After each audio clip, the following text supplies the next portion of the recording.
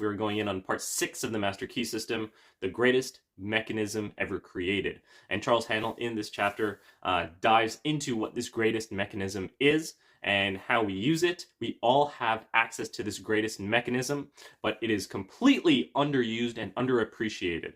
And if you know anything about the Master Key System, this Master Key System is a personal development, professional development book to help us get where we are, where we want to go, to express ourselves to the highest and do that the most efficiently. And at the end of each chapter, there's a practical step to take to show that what we've learned in this chapter, in this section, and to show that we've actually learned it by putting it into practical use. So in this chapter, Charles Haanel explains the greatest mechanism as being the human brain. We all have access to this. We were given it by birth, but not many of us are actually using it to its full potential. Our mind has access, our conscious mind, and then we have our subconscious mind. Our conscious mind is doing everything here in the physical reality. If we have to go buy this, pay as much money, pull out our debit card. But our subconscious mind is operating everything else in the background, from the growth of our nails to helping us sleep at night to deciphering thoughts. We don't nearly use this mind as much as we could exploit it, but it's always working. It's always there in the background. And this miraculous piece of creation, this mechanism that we have, we can use it to get what we want in the fashion that we want to get it in. Just like electricity is a power, it is a force that can be used to zap somebody with a taser.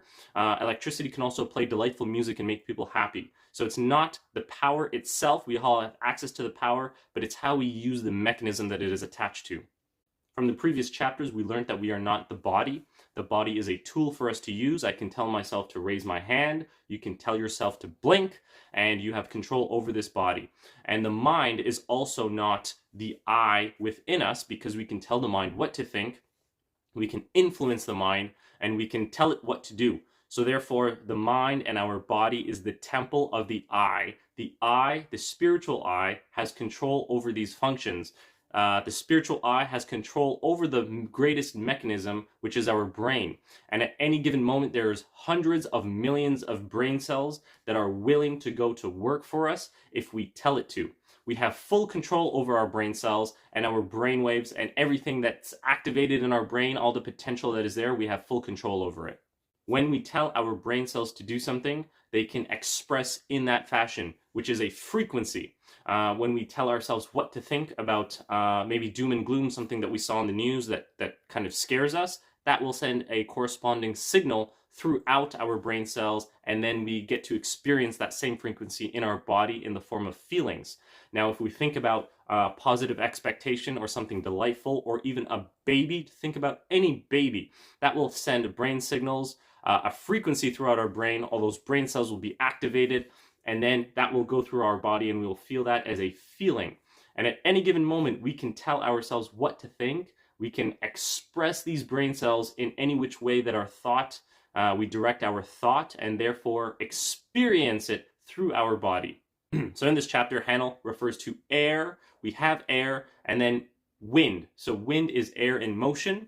And just like our mind, we have our mind, and thoughts are the mind in motion. So what we are concerned with is putting our mind in motion to get where we want to go. To put our mind to use in the way that it's going to benefit us, that we're going to use this mechanism to its maximum potential.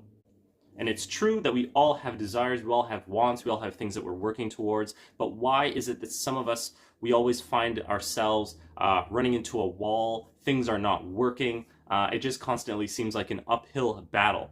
For us to manifest our desires, or for things to work out in the best way possible, our desires have to be in line with creation. So from the top down, if we are in line with the creative forces of the universe, then our desires will come about more easily, readily. We'll get that support from nature, where it seems like things are uplifting us. It's almost like magic how things happen. We have to be in line with the greater good. So nature and creation is for the greatest good for the most people. Now, if our desires are narrow-minded and selfish and just all for ourselves, and they're greedy and they're not for the greatest good, we will run into trouble, and there won't be support.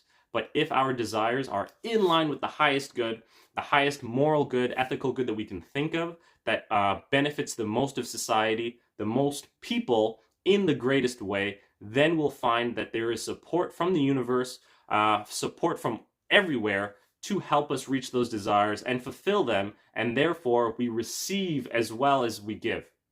And because our desires will be in line with the universe and the fuller expansion of ourselves, it is a process of giving and receiving, giving and receiving.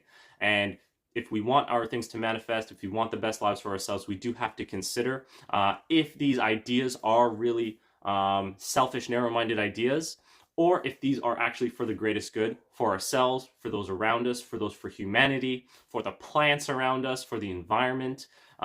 Things like that we need to consider if our desires aren't manifesting, if we're having trouble, and if we want to hit the ground running and make the best use of what we have. And in this chapter, Hanel looks at the greatest mechanism as the mind and how to use this. One of the greatest feats in our lifetime is to have attention and concentration. We have this tool at our disposal to use in any which way possible, but we need to have attention and concentration to maximize the benefits of this tool, to point it in the direction. We have access to the infinite through our subconscious mind. So if our ideas, if our thinking is very narrow, and we're using our conscious mind, we're using physical reality, and we're only seeing what's around us, that's not maximizing our potential and access to the power that we have. We do have to access our subconscious mind through attention and concentration. To maximize the subconscious mind is to maximize our access to the infinite.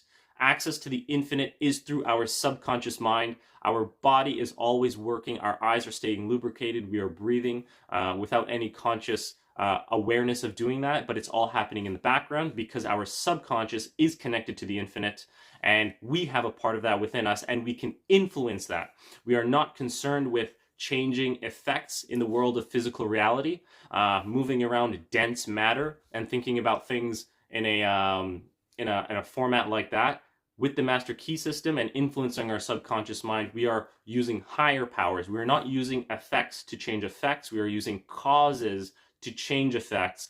Thoughts are the causes. What we impress on our thoughts will manifest in our physical reality, aligned with the emotion that we think of, will come about in our physical reality. But the problem is that we are not focused or concentrated nearly enough to create the impression so that it comes about in our physical reality. The power of the mind can be likened to the sun and a magnifying glass. I don't know if you ever played with one of these magnifying glasses in the sun. When I was a kid, I was definitely pretty mischievous, and I found myself learning that if you take a magnifying glass and point it at something in line with the sun, you can direct the rays of the sun through this magnifying glass, and something will happen at wherever that magnifying glass is pointed. It will burn. It will start to burn, just a small magnifying glass like that. Meanwhile, the sun is all pervading and the light is shining everywhere, but things do not burn. And it's the same thing with our mind. Our mind is scattered amongst everything, everywhere, all at once. Every different second, there's a new thought. And just like the mind forces, the power with our mind is infinite, but if we dissipate it and they think of all these other things and thoughts go from A to B and we switch polarities when we think of good and bad and we cannot control our mind, it's the same thing. We will dissipate the energy and the power that we have from our thoughts. This is why concentration, attention, and focus are the utmost importance when it comes to impressing our subconscious mind and looking in the direction that we want to go in. This is actually a superpower, and one of the greatest achievements as a human being is to focus ourselves, and our subconscious mind, if it's connected to the infinite and it has access to the infinite, it can resolve all problems. It can resolve anything. It can get us anywhere we want to go. If everything comes from the one and we have access to the one, we have the power to create anything and everything that we want to with access to infinity, to the unbounded unbounded possibilities. We have access through our subconscious mind, and you might say that it might be a very simple and easy solution to say, oh, our mind can think of any problem and overcome it just like that. And this is true, but it's hard to believe because many of us have not focused our mind or used our attention intentionally. Now for the practical step in part 6 of the Master Key System. If you don't know the practical steps or you haven't followed them, I urge you to go back to those previous videos and follow them for the timeline period required for them.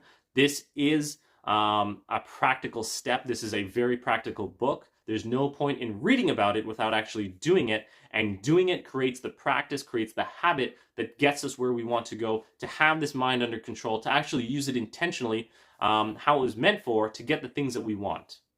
So in part 6 of the Master Key System, what we are going to do is assume our routine of finding a quiet space, sitting down, proceeding all those preceding steps.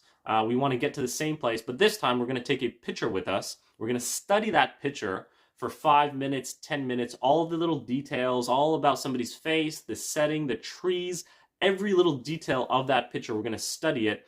And before we close our eyes, we're going to make sure we study this picture so that when we do close our eyes, we are going to try to recreate this picture. We are going to try to create this picture mentally in our mind. We're going to see the trees, the picture exactly how it is. And we're going to try to do that to the best of our abilities until we'll create that picture entirely. And if we have not done that in this step, we're going to do that until we perfect that, until we perfect recreating that physical picture in our mind. This step, referred to by Charles Haanel, is for tilling the soil. We are tilling the soil, we are preparing the soil, we're preparing our brain cells for the next steps where we will start to plant some seeds. But I hope your practice is coming along, that you are following the Master Key System. You ended up here for a reason, and I hope that these ideas are getting through and they're making sense. If you do have any questions, drop a comment. I hope you're enjoying the journey. Thank you.